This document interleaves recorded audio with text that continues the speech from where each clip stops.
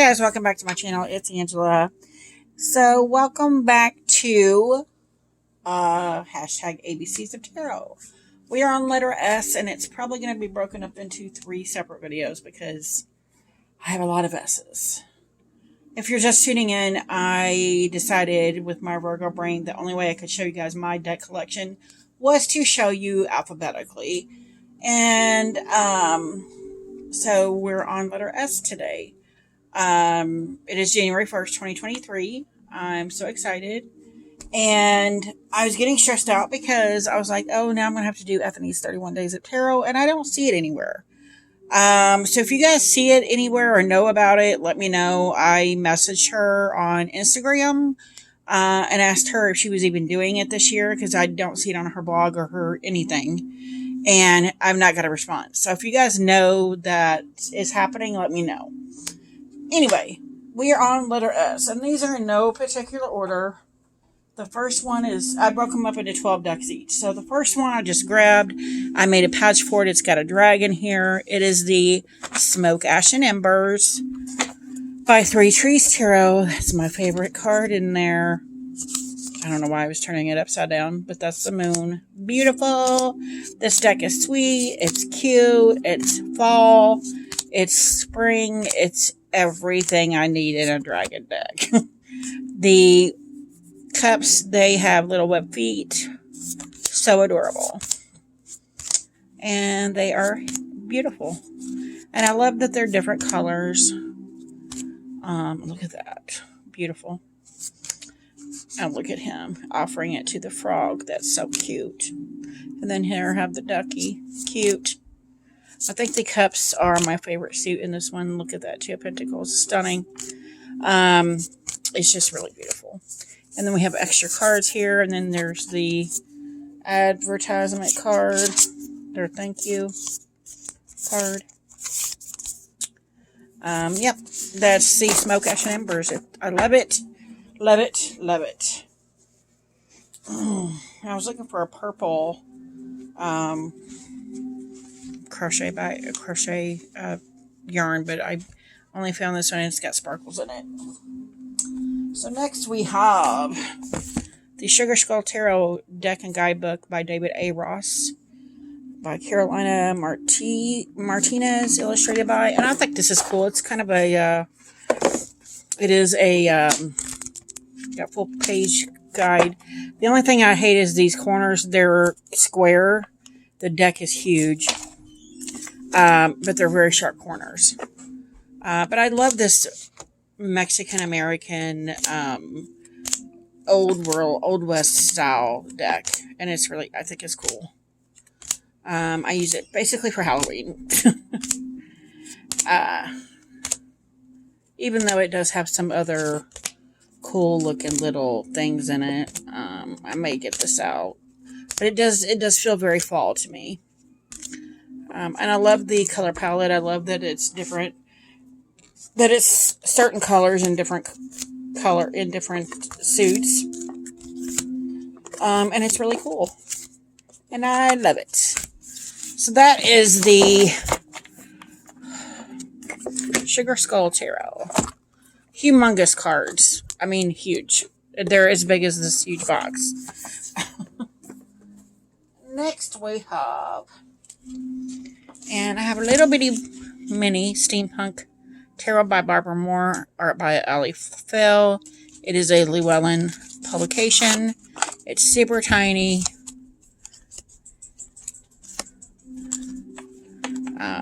Super tiny. I edged it in this chocolate brown to match.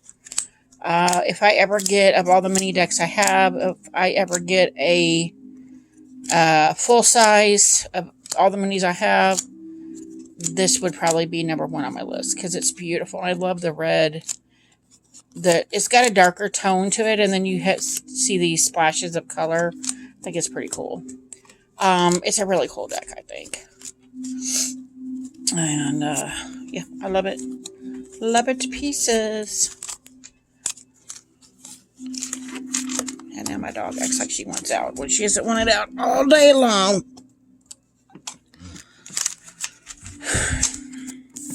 Nope, she laid down. So that is the Steampunk Tarot by Barbara Moore. I might get through a little bit more of these.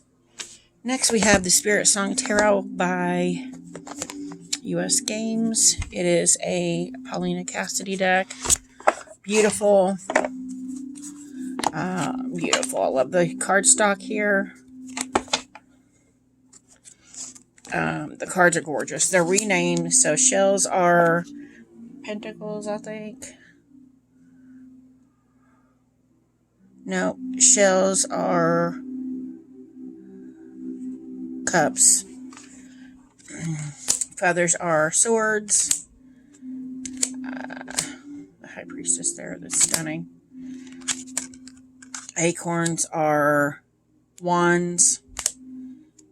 And crystals are pentacles. It's a stunning deck. I love the artwork on this. This is one of the few decks I have that have completely different artwork than what I have in all my other decks. So it's pretty cool. I love it. It's an all animal deck. It's really cool. Really pretty. Look at that. Beautiful. Beautiful. The death card on the bottom. Stalking me. So that is the Spirit Song Tarot by Paulina Cassidy. Next we have one of my top 5 favorite decks, the Stretch Tarot. It is an independent deck. You can get this on jestretch.com. I edged it in blue to match the backs. It's like this weird, different cardstock. The cardstock is unlike any deck I have.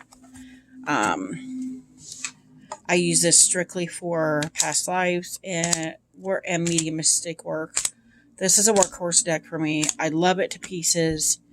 Like I said, it is in my top 5 favorite decks of all time. It's beautiful, stunning. I love it. And yeah, it's got keywords on the minors. It is crazy accurate. Crazy for past life work too. It's crazy. I've said before, this is one of those decks that kind of opens up all my like psychic abilities when I'm using it. So that's pretty cool. Okay, the next deck we have is the Stolen Child Tarot, also an independent deck by Monica L. Knighton. This is the deck I decided I'm going to work with this year. It's a linen cardstock, and it's more like an oracle size. This is a stunning, stunning deck. The flames are wands. The zephyrs are swords. Brine is cups. Oak is pentacles. It is a stunning deck, and for some reason yesterday it was like screaming at me because I was trying to decide what deck I was going to pull my year ahead spread with, and it started screaming at me like, you're going to pick me. I'm like, okay. So I decided I'm going to do my year ahead spread a little different than I've been doing it. And I love that strict card. Beautiful. So yeah, and this is going to be an integral part of that this year. So I thought that was pretty cool. So that is the Stolen Child Tarot. Beautiful deck. Next we have one of my very first Kickstarters. This is the Super Linares Tarot, the first edition. I have the box somewhere, but they also had a bag on their site right after the deck. It started flaking really bad on the rose gold gilding here, so I stopped riffle shuffling it. It is one of my favorite cardstocks. It's like the Bone, Stone, and Earthflesh Tarot, or the Wisdom of the Sacred Bee, if you have that. Journey of the Sacred Bee. And I realized recently the second edition that's out has a different Empress. Has different backs too. But I didn't realize there was different cards. And I'm like, yeah, because I was never going to get it. And I'm like, I might get it now that I know. There's my book. I was looking for that the other day. The death card just keeps coming up. This deck is stunning, though. Yeah, it's one of the first decks that I decided to do on Kickstarter. Actually, it's number 3, I think. 3 or 4. It's a beautiful, beautiful deck. And beautiful, beautiful. I'm trying to find the cards. These queens in this are gorgeous. I, for some reason, love this 5 of Cups. Don't know why. Just love it. The reason I had to get this deck, I'm trying to find. I love this 10 of Wands. It's 10 of Wands that made me realize maybe she's not doing this because it's a heavy burden. Yes, but maybe she's carrying this as a heavy burden because it's her job and she's providing for her family with this heavy burden. So that was interesting to me. Where is it? This is the reason I bought this deck. This Hierophant is everything. It's my favorite Hierophant card. I don't like a Hierophant, but this one is, it's passing down this ancient knowledge, and I love it. Love it. Love it. And then this 6 of Swords, the most stunning sky ever. Just beautiful. And those 2 are the reason I bought this deck. And then there's so many others, as you can see. Look at that Queen of Swords, just stunning. This 3 of Wands, just the blue and the red, just impressive. And then this Ace of Coins, Ace of Pentacles. The skies in this are stunning. This Knight of Swords, it's a female, just stunning. Stunning, stunning deck. I love it to pieces. Yep. That is the Super Lunaris Tarot, the first edition. Someday I'll probably get the second edition. I don't know. We'll see. I did like the backs better, but I'm like, I'm not buying this again just for the backs. And then I realized the other day there was a different Empress, and I'm like, wait a minute. So we'll see. Maybe. We got 4 decks left. Yeah. This is the Shadowscapes Tarot.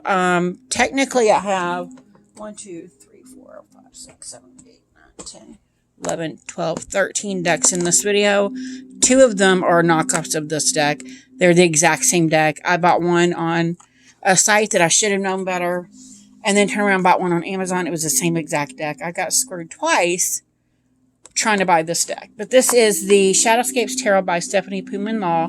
This is a Llewellyn publication. This is the little box version with the little white book version. The cards are regular tarot size. Everybody complains about the artwork in this because the cards are so tiny. I don't have a problem with it. But it's a stunner of a deck. Like stunner. I mean, there is some detailed artwork in this that you may want to make them bigger for, but, I mean, come on. It's just stunning. That's all I can say. Stunning. And I have 2 knockoff copies of this deck. Which I don't show and I don't use. I probably should just toss them, but because I have this one. But, yeah, that is, and look at that. Just, it feels like you're stepping into a portal in another world. And in fact, the Sun card, I think I showed you that one. Well, there's the Empress. It almost looks like there's a portal there opening up for her to travel through. And I feel that very deeply in this deck. So this is maybe another deck that I use for, and it's Llewellyn cardstock, of course. It's going to shuffle fabulous. But it may also be another deck I use for interdimensional kind of work that I'm going to try to start doing. So that was Shadowscapes Tarot. Now technically we have 4 left. Technically we have 2, 4, 6, 15 decks in this video with the 2 knockoffs. I'll show you why in a minute. So we have the Supernatural Tarot by Inside Edition. Where is it? Inside Editions. This is a Minerva Siegel deck. This was the first one that I bought, even though I'm pretty sure the Nightmare Before Christmas came out before this one. And yes, the cardstock is beautiful, like silky matte. They shuffle around. I mean, it's awesome. The card backs are gorgeous. And then we get to the pips. And I don't mind. I have like 7, 8 Minerva Siegel decks, or Inside Edition decks now. I don't mind them being pips. But this one disappointed me because I love the show Supernatural. And I've always said when you have a pip deck, like the parts that are not pips, you kind of need that breathing room. I love this World card. Stunning. You need that breathing room to have in between cards. But when the partial pips, the ones that aren't pippish, they kind of chose, to me, poorly on the people or the image that's in that specific card. Even though it's, you know, not a pip, even though it's a pip. That makes sense? I love them as the Fools. That's cool. And it just kind of disappointed me, and I really haven't used this deck since. I probably should get it out and give it a second try, since I've gotten so many Minerva Siegel decks now, or Inside Edition decks now, and there's so many of them that I love and adore and use a lot. So maybe I should get this one out and give it a shuffle and check it out. Give it a second chance. So next we have the Shadow Hunters. This is from the Immortal Instruments. This is an indie deck. Pretty thick cardstock. They're pretty thick. It's a pretty beefy deck. Barely can shuffle like that. But I love it. I love the... let's turn that around. And it gives you the names of the people. The steles are wands. Yep, steles are wands. Blades are swords. Rings are pentacles. And the runes are cups. Because for some reason, even though these are red, you would think they were wands. It's reversed in this. Like the red and the runes are cups, and the blue, which you would think is cups, is the wands, which is weird. But I love it. I love it to pieces. It reinvigorated my interest in the show, or in the movie. It made me actually want to watch the show, because before that I didn't want to watch the TV show. And I did read all of the books. So I just think that's a cool little deck to have. Last two decks are together because I've made them one giant deck. And that is, I made a huge pouch for them. Soul Cards 1 and 2. I put them together. So I have both version 1 in the blue and version 2 in the magenta. But I've talked about this particular card. This is the first deck.